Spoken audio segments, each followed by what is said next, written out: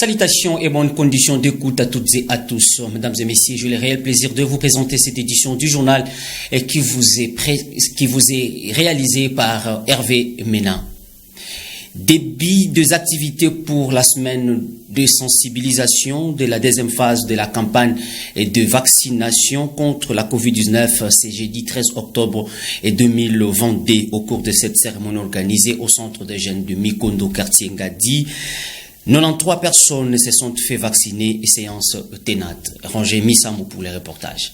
Lancement ce jeudi 13 octobre 2022 de la semaine de sensibilisation de la deuxième phase des campagnes de vaccination contre la COVID-19 au Congo central. À Matadi, la cérémonie s'est déroulée au centre des jeunes Mikondo situé dans la commune d'Mvouzi. C'est la bourgmestre intérimaire de cette commune qui a prononcé les mots de bienvenue. Dr Lisette Omba de Breakthrough Action a pris la parole au nom de tous les partenaires techniques et financiers sur la quintessence de cette campagne. Nous, Breakthrough Action, MRight, ensemble avec les autres partenaires, je cite ici l'UNICEF et l'OMS, sommes venus en appui à la province à la seconde phase de campagne de vaccination Covid-19 afin d'accompagner la mise en œuvre de son plan provincial de communication et technique. Avec le financement de l'USAID, à travers le projet Breakthrough Action et MRight, nous allons accompagner la cascade d'activités de sensibilisation couplée à la vaccination pendant toute une semaine. Puis viendra la période de la vaccination proprement dite avec 30 équipes mobiles qui seront déployées dans 5 zones de santé dans le but de rapprocher les services de vaccination à la population. Nous avons aussi prévu d'autres activités telles que les dialogues communautaires dans le but d'engager tout le monde dans la province à montrer un bon exemple à la communauté en se faisant vacciner. C'est l'autorité urbaine de Matadi, Patine Zuziwa Makengedi, qui a déclaré l'ouverture de cette nouvelle campagne de vaccination avant de prêcher par exemple. Je déclare lancer la deuxième vague de la vaccination contre le Covid-19 dans la ville de Matadi. Contrairement à la précédente campagne, cette deuxième phase de vaccination suscite déjà l'engouement. Les femmes vendeuses du marché et différentes personnalités décident de se faire vacciner.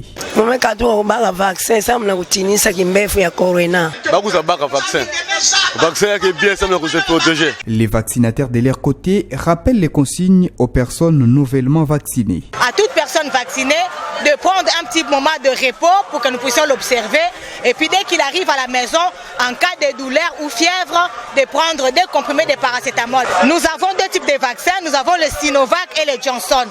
Mais nous voyons que tous nos cas préfèrent le Johnson parce que Johnson, une fois que vous le prenez, c'est tout. Notons que cette campagne de vaccination contre la COVID-19 est financée par l'USAID à travers Breakthrough Action. Elle va donc se clôturer le dimanche 23 octobre 2022. Durant cette période, des équipes mobiles passeront dans différents quartiers pour vacciner toutes les personnes à domicile. Dans le même chapitre, le maire de Matadi, Patine Zuziwa Makengedi, s'est réjoui de l'organisation de cette activité tout en remerciant les partenaires techniques et financiers qui ont disponibilisé leurs moyens. Roger Missama. Le souci du chef de l'État, c'est d'avoir sa population en bonne santé. J'ai toujours dit, vous devez toujours décortiquer lorsque le chef de l'État a comme slogan le peuple d'abord. Et dans ce slogan du chef de l'État, le peuple d'abord, vous avez l'homme. Or, dans l'homme, vous avez aussi la santé. Aujourd'hui, avec ce deuxième lancement de la campagne de vaccination, nous ne pouvons qu'être heureux de voir que pour encore plus d'une fois, le souci du chef de l'État, que la population matadienne et celle du Congo central tout entière puisse être en bonne santé. Se faire vacciner est d'une importance capitale. Avec le Covid-19, lorsque vous vous rendez aujourd'hui dans les pays organisés, on vous demande la preuve de votre vaccination. Donc si la vaccination est déjà chez nous, elle va protéger la population. Les mamans qui vont dans les marchés, des taxis que nous prenons dans des bus, dans des lieux publics, si tout le monde est vacciné, je pense que de la même manière, la ville de Matadi, vous avez connu qu'on a eu quelques cas, mais qui a été vite attaqué ou guéri grâce aux mesures préventives. Donc avec la vaccination encore, nous serons encore plus protégés. Il n'y a aucun frais. J'en ai parlé aux médecins chefs de zone et aux partenaires qui sont venus me voir. Et même lorsque nous aurons des gens qui auront comme mission de vacciner la population dans des parcelles. Il n'y a rien à... Tout a été pris en charge par le partenaire technique et financier.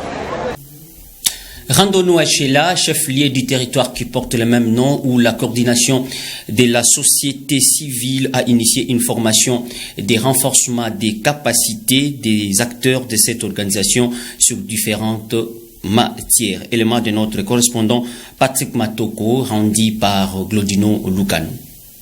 La coordination de la société civile de Tchéla dans la division unique du Bas-Fleuve organise une formation de renforcement des capacités de ses acteurs et des responsables d'autres corporations. Cette formation de 2 jours permet aux participants d'acquérir des connaissances sur différentes thématiques, dont la décentralisation, la démocratie, l'apport des médias dans la gouvernance et tant d'autres pour le développement du territoire de Tchéla en particulier et du Congo central en général. Monsieur Apollinaire Ntsokangimbi, l'un des responsables de la société civile, revient sur l'importance des matières développées. Nous avons présenté l'architecture constitutionnelle de la décentralisation, le niveau du régionalisme politique, c'est-à-dire entre les pouvoirs centraux et les pouvoirs provinciaux, et au niveau des entités territoriales décentralisées, au niveau des pouvoirs provinciaux et pouvoirs décentralisés.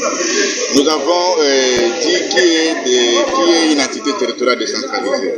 Les villes, les communes et les secteurs. Et par contre, les territoires sont des entités territoriales déconcentrées. Et qui doivent avoir le budget, ce sont les entités territoriales décentralisées qui ont droit au budget. Et qui doivent avoir les taxes, qui sont les recettes, c'est aussi les entités territoriales décentralisées. C'était de cette manière-là, et nous avons demandé aux participants de faire preuve de leurs responsabilités, c'est-à-dire le contrôle citoyen et la participation citoyenne au niveau des entités territoriales décentralisées. Le président de la coordination de la société civile de Tchéla, Julien Makaya, s'est félicité de l'organisation de cette séance de renforcement des capacités de ces secteurs. Dans l'actualité nationale, le nouveau commandant d'état-major général des forces armées de la République démocratique du Congo, Christian Tsiwewe, a pris officiellement ses fonctions au terme de la remise et reprise avec son prédécesseur, le général Célestin Mbala. Reportage de nos confrères du service de l'information des forces armées. Nommé chef d'état-major général des forces armées de la République démocratique du Congo le 3 octobre dernier par le président de la République, le lieutenant-général Thiou Songesha Christian a pris ses nouvelles fonctions ce mercredi 12 octobre 2022 à l'issue de la cérémonie des remises et reprises avec son prédécesseur, le général d'armée Mbala Moussense Célestin, au quartier général des forces armées situé au camp lieutenant-colonel Kokolo, avant la remise de l'étendard des commandements annoncé pour ce jeudi 13 octobre 2022 par le commandant suprême. C'était en présence des chefs d'état-major généraux adjoints entrants, des sous-chefs d'état-major généraux, des membres de son cabinet et autres officiers généraux et supérieurs. Cette cérémonie s'est clôturée par une séance de prise de photos souvenirs dans un climat apaisé et convivial.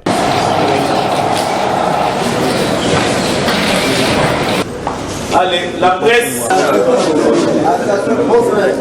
Ici est de signaler que d'autres séries de cérémonies de remises et reprises ont eu lieu le mardi 11 octobre entre les général-major Ichali Gonza Dourou Jacques et les lieutenants-général Yav Kabey Jean-Claude, respectivement, nouveau chef d'état-major général adjoint en charge des opérations et renseignements, et les chefs d'état-major général adjoint sortant. Également entre les général-major Kassonga Chibango Léon Richard et le lieutenant-général Ndima Konga Constant, respectivement, chef d'état-major général adjoint entrant en charge de l'administration et logistique et chef d'état-major général adjoint sortant. De même, le général-major Chiko Chitambo Jérôme, nouveau sous-chef d'état-major général des forces armées, a également pris ses nouvelles fonctions à l'issue de la remise et reprise avec le lieutenant-général Obed Ribachiro.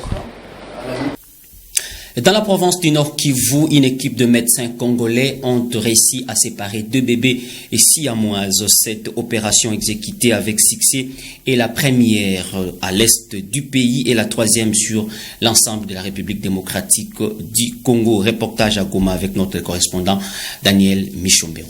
Né à Lubero, dans la zone de santé de Alimbongo le 8 août 2022, Kanyere 1 et Kanyere 2 viennent d'une famille dominie. Messieurs Stuve, père des enfants, et Kanyere des Anges, la mère, n'ont pas de moyens pour se payer l'opération de ce genre. C'est ainsi que le gouvernement provincial du Nord Kivu a supporté ses coûts.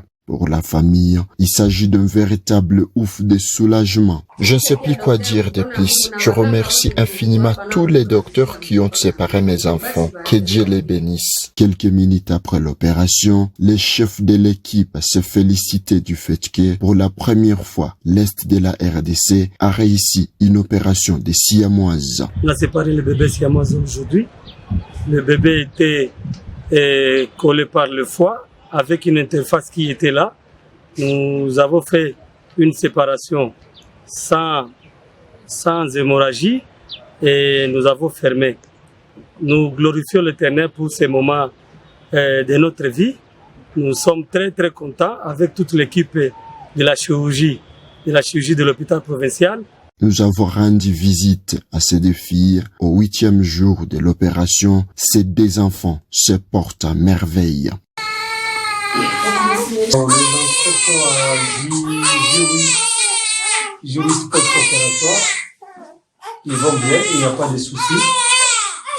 Ça reste seulement à faire le pansement et l'alimentation. Selon l'histoire, il s'agit donc de la première opération dans la partie est de la RDC et un troisième cas dans la République démocratique du Congo. La première opération était dirigée par des chirurgiens blancs, la deuxième était dirigée par des chirurgiens congolais, celle-ci avait été dirigée par un fils de la province du Nord Kivu. Goma, Daniel Michombero, ma bannière télévision.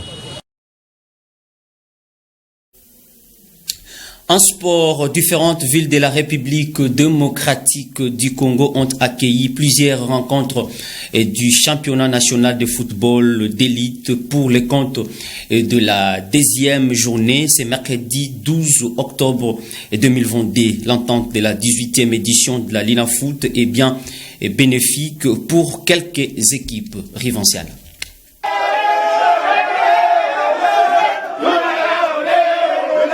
L'équipe de ce début de saison, c'est sans doute le Football Club Lubumbashi Sport de la capitale du cuivre. Les Kamikazes sont sur la plus haute marche du podium de la Ligue nationale de football après 2 succès en autant de sorties, dans la dernière en date sur Blessing Football Club du Lualaba ce mercredi 12 octobre au Stade Dior. Lubumbashi Sport s'est imposé 2-1 face à la formation locale de Blessing FC. Le même mercredi, le duel quinois entre la jeunesse sportive de Kinshasa et l'Athletic Club Rangers a tourné en faveur de la JSK, vainqueur 2-0 au terme de la partie. De son côté, l'Athletic Club Kouya Sport a dominé l'Union sportive Chinkunku de Kananga sur l'annonce de 2-1. La Simba de Kolwezi a disposé de la jeunesse sportive Lumpa Group Bazano, succès 3-2. Et enfin, pour la clôture de la journée du 12 octobre, l'Union sportive Panda B52 de Likasi a pris les déçus sur les cercles sportifs Don Bosco de Lubumbashi, victoire 2-0. Avec 6 points sur les 6 possibles, le Football Club Lubumbashi Sport dévance de 2 unités ses 2 poursuivants directs, la jeunesse sportive de Kinshasa et la Sekouya Sport, autre club de la capitale. Les Kamikazes profitent bien de l'absence jusque-là des cadors de la compétition, le tout-puissant Mazembe Anglebert, l'association sportive Vita Club, le Football Club Saint-Éloi Lupopo et le Daring Club Motema Pembe, tous engagés aux interclubs de la Confédération africaine de football et n'ont encore joué le moindre match du championnat national. C'est la fin de cette édition du journal. Mesdames et messieurs, merci pour votre attention soutenue. Au revoir.